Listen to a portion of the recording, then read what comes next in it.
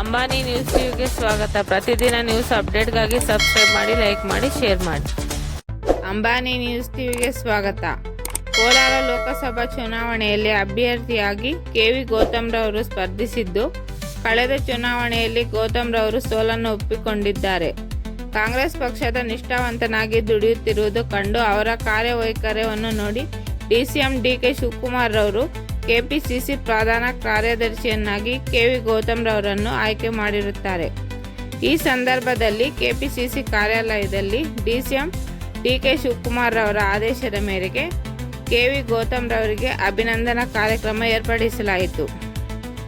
ಈ ಸಂದರ್ಭದಲ್ಲಿ ಸನ್ಮಾನ ಮಾಡಿ ಈ ಕಾರ್ಯಕ್ರಮದಲ್ಲಿ ಭಾಗವಹಿಸಿದ ಕೆ.ಕೆ. ಮಂಜು, ಕಾರ್ಮಿಕ ವಿಭಾಗ ಜಿಲ್ಲಾಧ್ಯಕ್ಷರಾದ ಚಿಂತಾಮಣಿ ಕೋನಪಲ್ಲಿ ಕೋದಂಡರವರು, ಥಾಮಸ್, ತಾಲೂಕು ಪಂಚಾಯಿತಿ ಮಾಜಿ ಅಧ್ಯಕ್ಷರಾದ ನರೇಶ್, ಗೋನ್ಪಲ್ಲಿ ಗ್ರಾಮದ ಬಕ್ಷುಸಾಬ್, ಚಿಂತಾಮಣಿ ಮುನಪ್ಪ, ಚಿಕ್ಕಬಳ್ಳಾಪುರ ಜಿಲ್ಲಾ ಕಾರ್ಯದರ್ಶಿ ರಾಮಾಂಜಿ, ಕಾಂಗ್ರೆಸ್ ದರ್ಶನ್, ಸಾಮಾಜಿಕ ಜಾಲತಾಣದ ವೇಣು, ಇನ್ನು ಮುಂತಾದ ಕಾಂಗ್ರೆಸ್ ಕಾರ್ಯಕರ್ತರು ಭಾಗವಹಿಸಿದ್ದರು.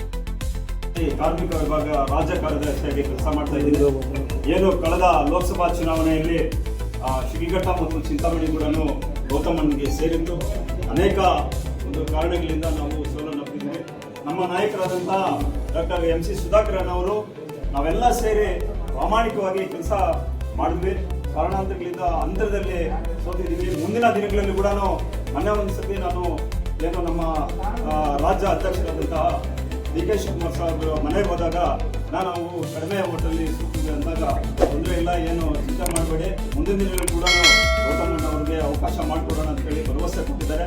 ಮುಂದಿನ ದಿನಗಳಲ್ಲಿ ಇಡೀ ಕೋಲಾರ ಜಿಲ್ಲೆಯಾದ್ಯಂತ ನಾವು ಸಂಚರಿಸಿ ಗೌತಮಣ್ಣನ ಅಧಿಕ ಮತಗಳಿಂದ ಗೆಲ್ಲಿಸೋಣ ಅಂತೇಳಿ ಏನು ನನಗೆ ಈ ಸಭೆಯಲ್ಲಿ ತಾವೆಲ್ಲರೂ ಒಂದು 4-5 ಮಾತುಗಳನ್ನು ಆಡೋದಕ್ಕೆ ಅವಕಾಶ ಮಾಡಿಕೊಟ್ಟ ತಮ್ಮೆಲ್ಲರಿಗೂ ಹೊಂದಿಸಿ ನನ್ನ ಮಾತನ್ನು ಮುಗಿಸ್ತೇನೆ.